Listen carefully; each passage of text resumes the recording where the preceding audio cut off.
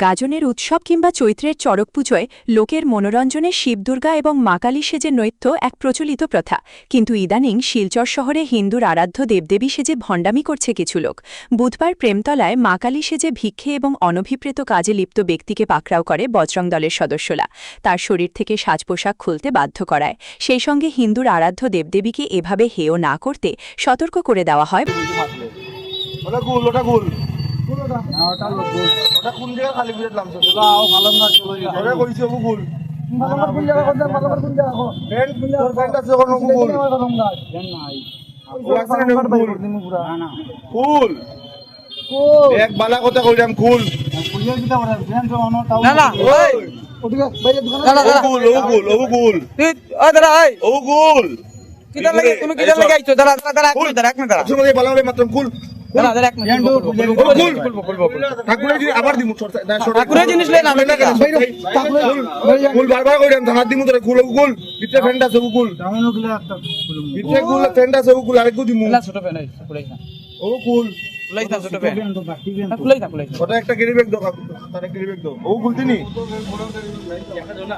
আর ভাই মনে ধরে নাটক মারা আর ভাই মনে বাড়ি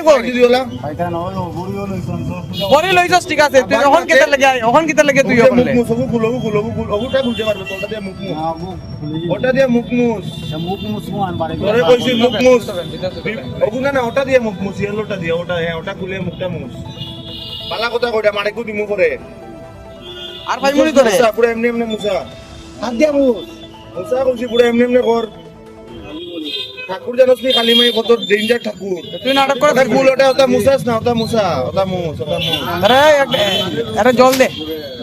বিগত অনেক দিন থেকে আমরা দেখতে পাচ্ছি যেভাবে আমাদের হিন্দু দেবদেবী সেজে রাস্তার পাশে এবং দোকানে গিয়ে যেভাবে আমাদের হিন্দু ধর্মের ঠাকুরকে অপমান করা হচ্ছে ভিক্ষা খুঁজে এবং বিভিন্ন ধরনের অসামাজিক কার্যকলাপে।